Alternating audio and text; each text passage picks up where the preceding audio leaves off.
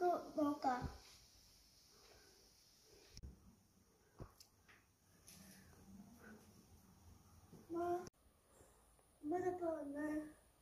ഉമ്മ എത്ര നേരായി വന്നിട്ട്?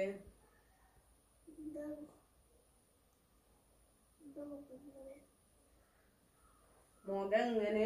ഉമ്മ കല്യാണത്തിന് പോയതല്ലേനോ? ഉമ്മാന്റെ കൂടെ പഠിച്ച ഉമ്മാന്റെ ഒരു കൂട്ടുകാരി ഉണ്ടായിരുന്നു കല്യാണത്തിന്. അപ്പൊ അവള് ഉമ്മാനോട് ചോദിക്കുന്ന പഴയതെല്ലാം മറന്നിട്ട് നീ എങ്ങനെയാ ഇങ്ങനെ സന്തോഷത്തോടെ ജീവിക്കുന്നത്, നിനക്ക് എങ്ങനെ ജീവിക്കാൻ കഴിയുന്നത് എന്ന് ചോദിക്കുക. കാര്യം അറിയാണ്ട് എത്ര പേരാ ഉമ്മാനെ കുറ്റപ്പെടുത്തുന്നതെന്ന് അറിയോ? അതെല്ലാം ആലോചിച്ചിട്ട് സങ്കടപ്പെട്ടിരിക്കുന്ന ഉമ്മ. നിങ്ങളുണ്ട് ഉമ്മാക്ക്, മക്കളെല്ലാം ഒരുപോലെ തന്നെ. ഉമ്മാക്ക് എല്ലാ മക്കളും ഒരുപോലെ തന്നെ. നിങ്ങൾ 3 മക്കളുണ്ട്. എന്നാലും ഉമ്മ പ്രസവിച്ച മക്കള് ഏതൊരു ഉമ്മാക്കും എല്ലാ മക്കളും ഒരുപോലെ തന്നെയാണ്.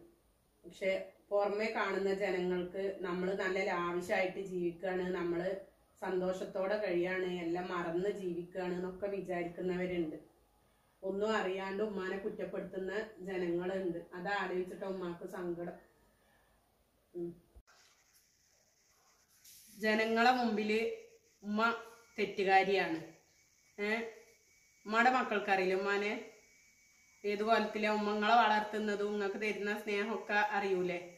അങ്ങനത്തെ ഉമ്മാക്ക് നേരിടേണ്ടി വന്ന, ജീവിതത്തിൽ നേരിടേണ്ടി വന്ന വിഷമങ്ങൾ, അതുകൊണ്ടാണ് ഉമ്മാക്ക് അവിടുന്ന് പോരേണ്ടി വന്നത്.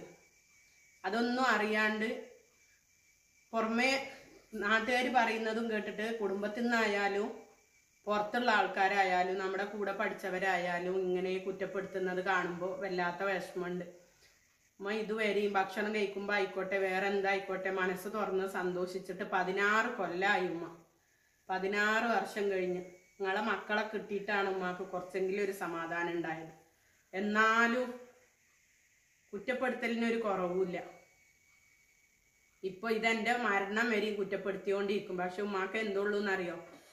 ഉമ്മ മരിക്കുന്നതിന് മുമ്പേ നിങ്ങളെല്ലാ മക്കളും ഒരുമിച്ച് ചേർന്ന് ഒന്ന് കാണാനുള്ളൊരാഗ്രഹം ഉമ്മാക്കുണ്ട്. എല്ലാം മറന്ന്, തെറ്റിദ്ധാരണ മറന്നിട്ട് പോലെ എല്ലാവരും നിങ്ങളടുത്ത് വന്ന് നല്ല രീതിയിൽ നമ്മൾ ജീവിക്കണം എന്നുള്ളൊരു പൂതി ഉമ്മാക്കുണ്ട്.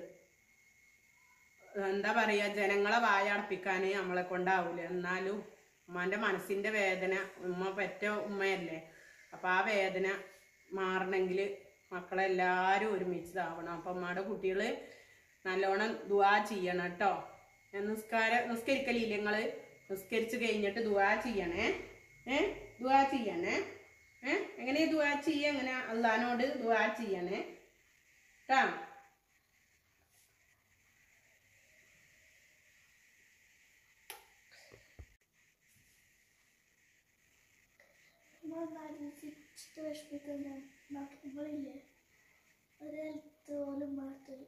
ഒരു കാലത്ത് വരട്ടെ ഓല്.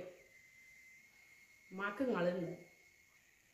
എന്നാലും ഉമ്മാക്ക് എല്ലാ മക്കളും ഒരുമിച്ച് കാണണം എന്നാണ് ഉമ്മാന്റെ ആഗ്രഹം.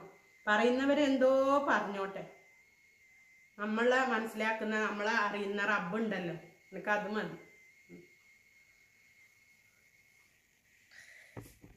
സന്തോഷം എന്തെന്നുള്ളത് അറിഞ്ഞിട്ട് 16 വർഷമായി. പിന്നെ എന്താ ചിരിച്ചു കളിച്ച് നമ്മള് കൂടെയുള്ള മക്കൾക്ക് വേണ്ടിയിട്ട് നമ്മൾ സന്തോഷം അഭിനയിച്ചിട്ട് ജീവിക്കുക എന്ന് മാത്രം. പറയുന്നവരെ വായടപ്പിക്കാൻ ഒരിക്കലും പറ്റൂല. കാരണം എന്താണ് ഉള്ളിലെ സത്യാവസ്ഥ എന്നുള്ളത് അനുഭവിച്ചവർക്ക് മാത്രമേ അറിയുള്ളൂ. തെറ്റിദ്ധാരണ പടർത്തിയിട്ട് ഒരുപാട് ജീവിതങ്ങൾ ഇല്ലാണ്ടാക്കുന്നുണ്ട്.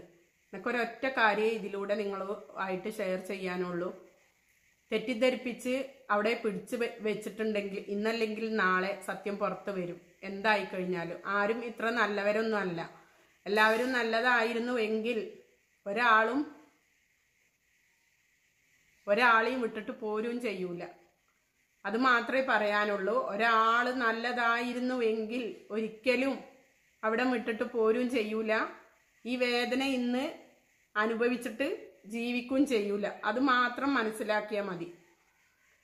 പറയുന്നവർക്കും കളിയാക്കുന്നവർക്കും അതൊരു രസമായിരിക്കും. പക്ഷെ സ്വന്തം ജീവിതത്തിൽ അനുഭവം വരുമ്പോൾ മാത്രമായിരിക്കും അവർക്ക് അതിൻ്റെ വേദന എന്താ എന്നുള്ളത് മനസ്സിലാക്കാൻ സാധിക്കുക. നീറി നീറി ജീവിക്കുന്ന ഒരു ഉമ്മാന്റെ വേദനയാണ് ഈ പറയുന്നത്. നീറി നീറി മക്കളെ വിചാരിച്ച് നീറി ജീവിക്കുന്ന, കാണാൻ കഴിയാണ്ട് എങ്ങനെയെങ്കിലും ഈ ഉമ്മ നീറി മരിച്ചു കാണാൻ ആഗ്രഹിക്കുന്ന ഒരു പറ്റം ജനങ്ങളുണ്ട്. പക്ഷെ ബാക്കിയുള്ള മക്കൾക്ക് വേണ്ടിയിട്ടും ജീവിക്കണ്ടേ? മക്കളെ മാത്രം വിചാരിച്ചിട്ടും ജീവിതം ഹോമിക്കാൻ പാടില്ലല്ലോ. സ്വയം ജീവിതം ഇല്ലേ?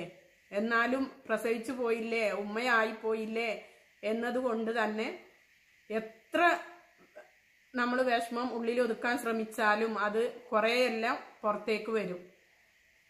മക്കളെ വിചാരിച്ച് നീറി നീറി പുകഞ്ഞ് ജീവിക്കുന്ന ഒരു ഉമ്മയാണ്. അത് മനസ്സിലാക്കിയാൽ മതി. ഒരുപാട് പേർക്ക് അനുഭവമുണ്ട്. ഒരു സ്ത്രീ മാത്രമൊന്നല്ല, ഈ ലോകത്ത് ഒരുപാട് പേര് ഇങ്ങനെ നീറി ജീവിക്കുന്ന ഉമ്മമാരുണ്ട്. ഒന്നും പുറത്ത് പറയാൻ പറ്റാണ്ടും എല്ലാ കാര്യങ്ങളും ഉള്ളിൽ ഒതുക്കിയിട്ടും ജീവിക്കുന്ന ഉമ്മമാർക്ക് വേണ്ടിയിട്ടാണ് ഞാൻ ഈ പറയുന്നത്. പരിഹസിക്കുന്നവരായാലും കളിയാക്കുന്നവരായാലും സ്വന്തം ജീവിതത്തിൽ അനുഭവം വരട്ടെ, ആ സമയം പഠിച്ചുകൊള്ളൂ. അതുവരെ ഒന്നും പറയാനില്ല.